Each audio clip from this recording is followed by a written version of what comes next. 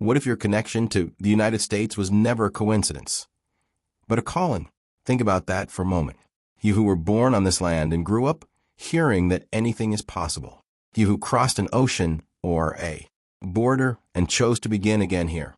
You who from far away feel this country as if it were yours, even if you've never set foot on it. What connects these three such different stories? The answer is not in the maps. It lives in something far more ancient.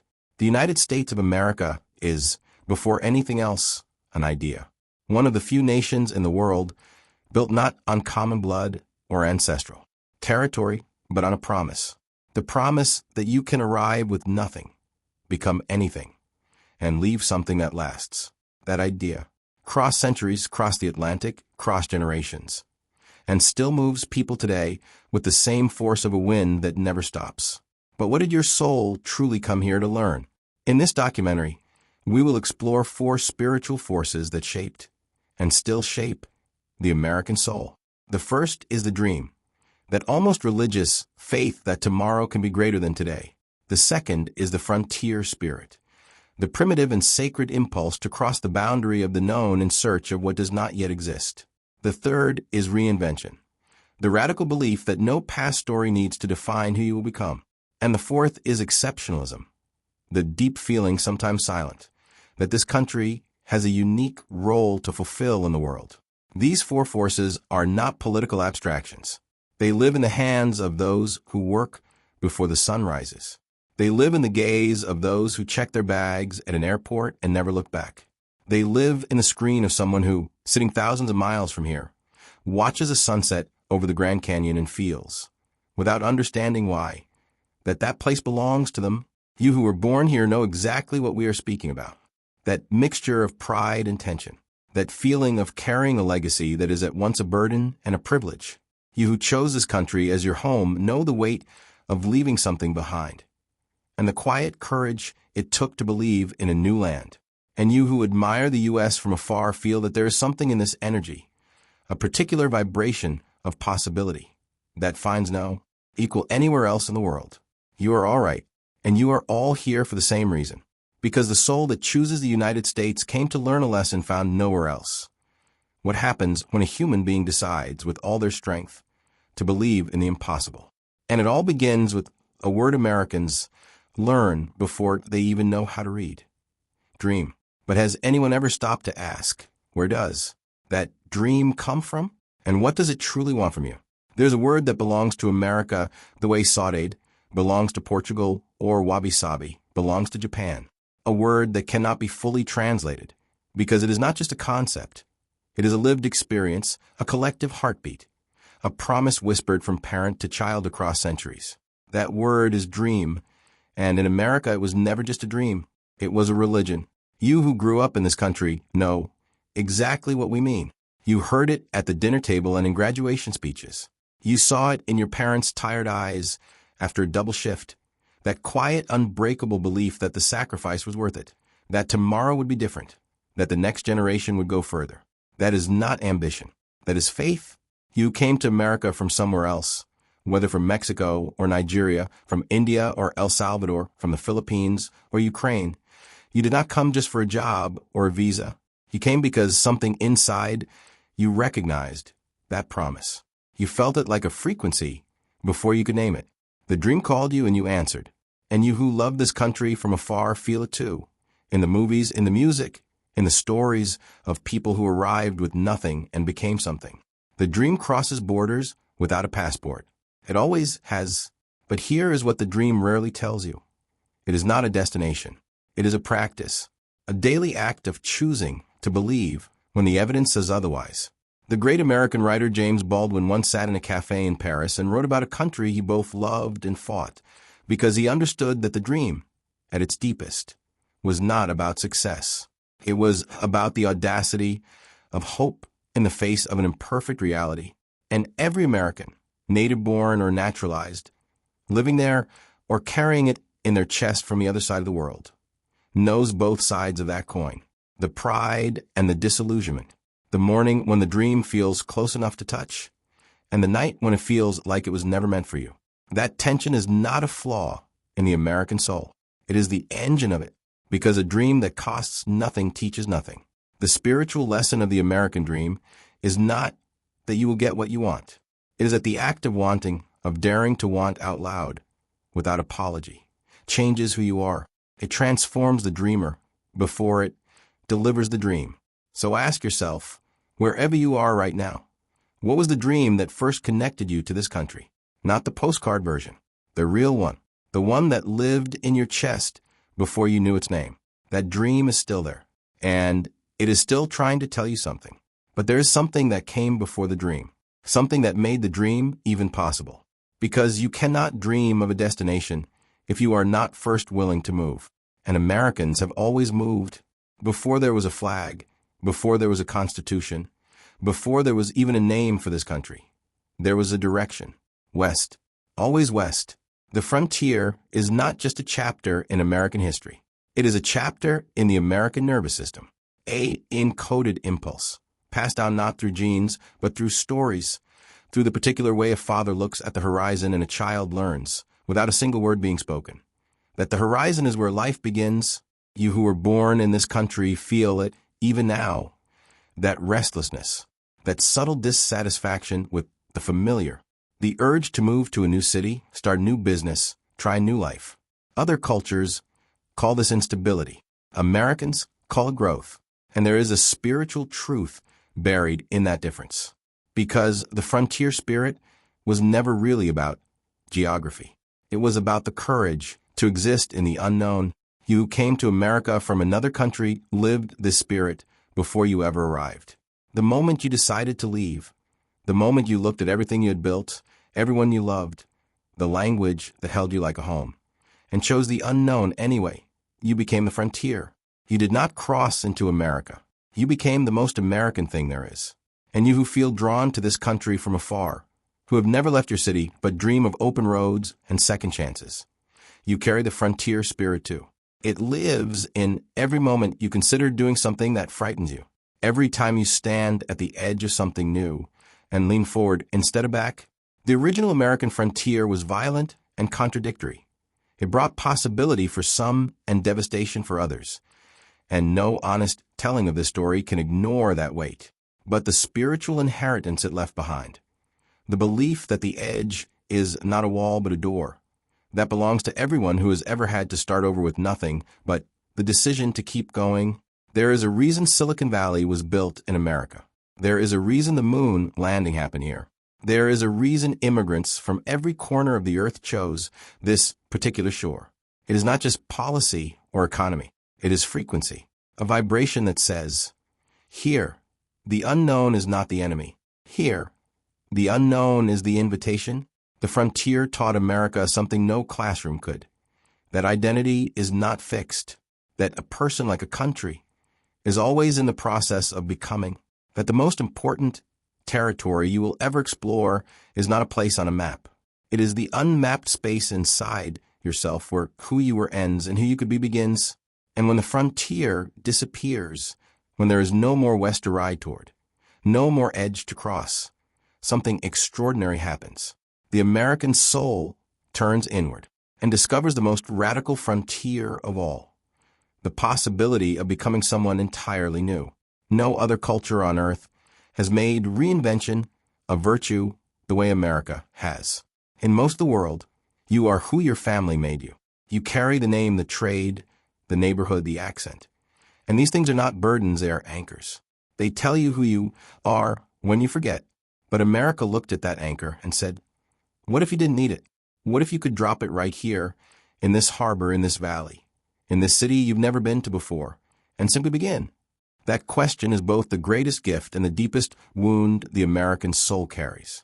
You who were born here know the freedom of it, the way Americans change careers at 40, move across the country for a feeling, fall in love with an entirely different version of themselves, and decide to follow it.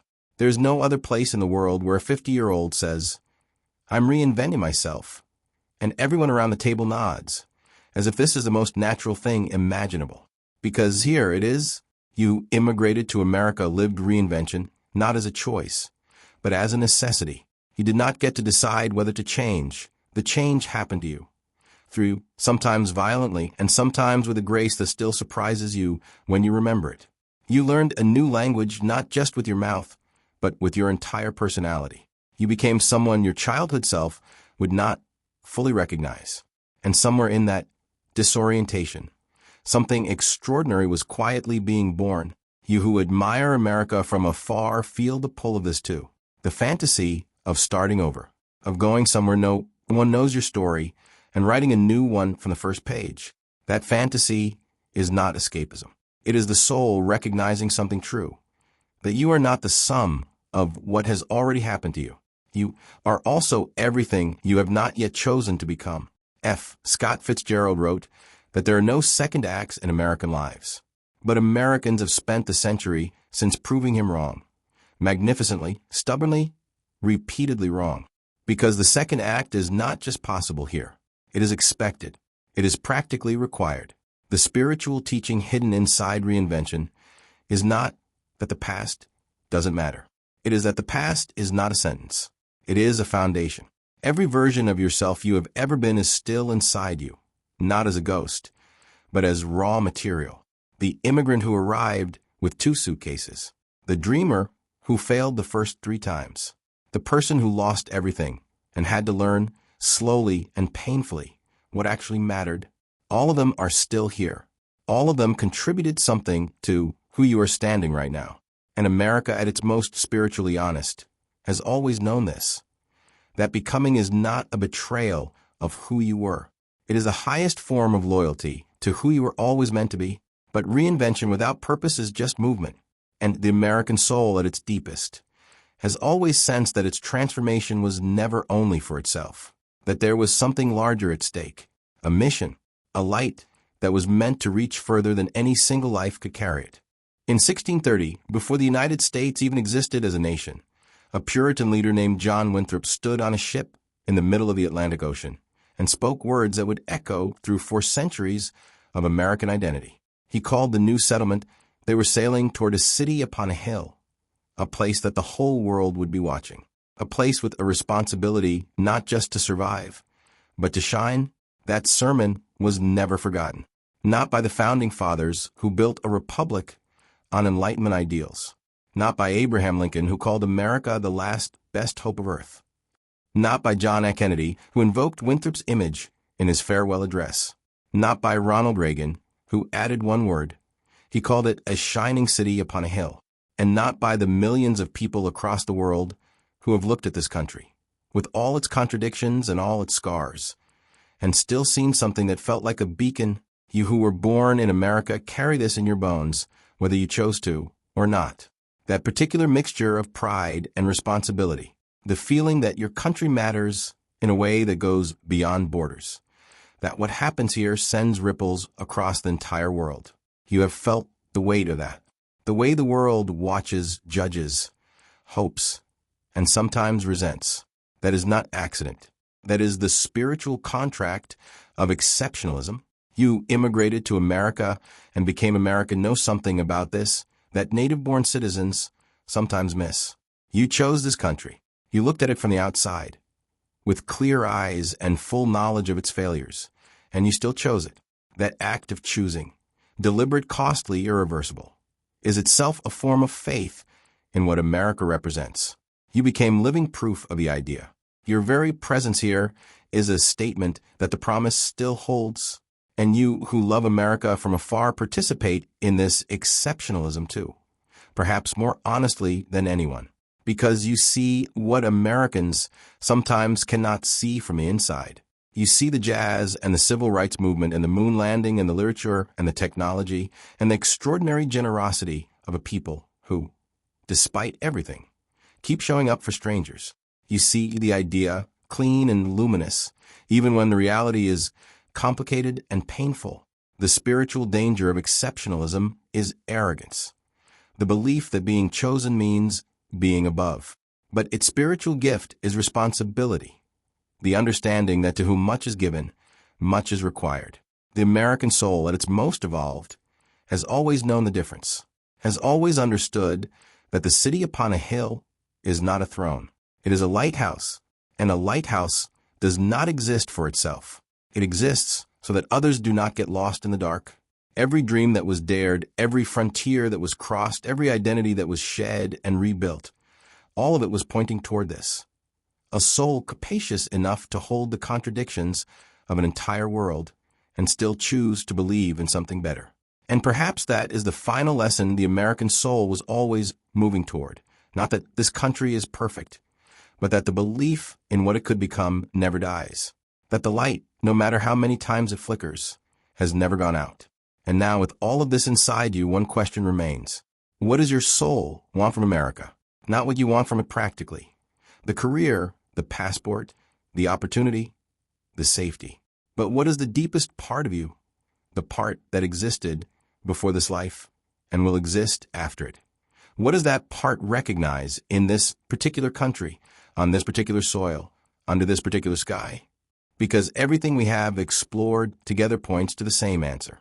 The dream taught you that desire is sacred, that wanting something better for yourself and for the world is not greed.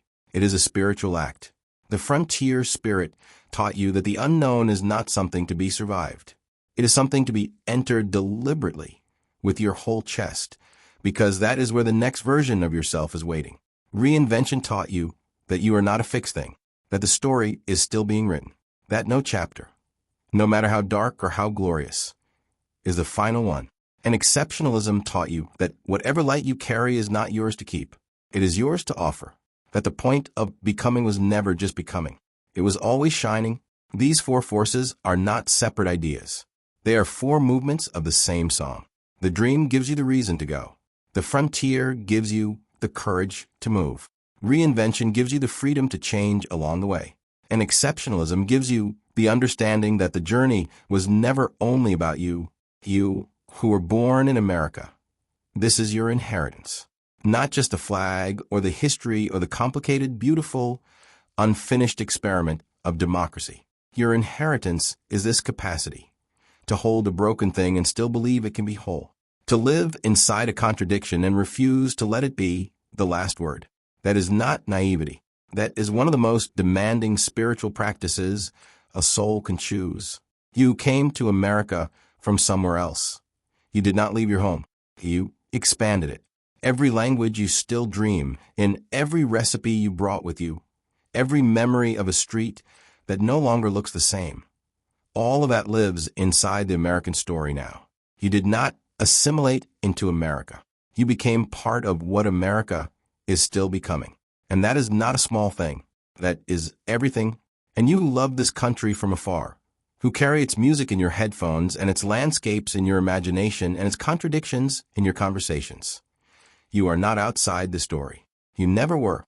The soul does not need a visa. It simply recognizes where it belongs. So wherever you are right now, on this soil or across an ocean, in a city that roars or a town that whispers, know this. The America that lives inside you is not a place. It is a practice. It is a daily decision to dream when dreaming is hard, to move when staying feels safer, to become again and again without apology, to let your light be seen. The city upon a hill was never just one city. It was always every soul brave enough to climb.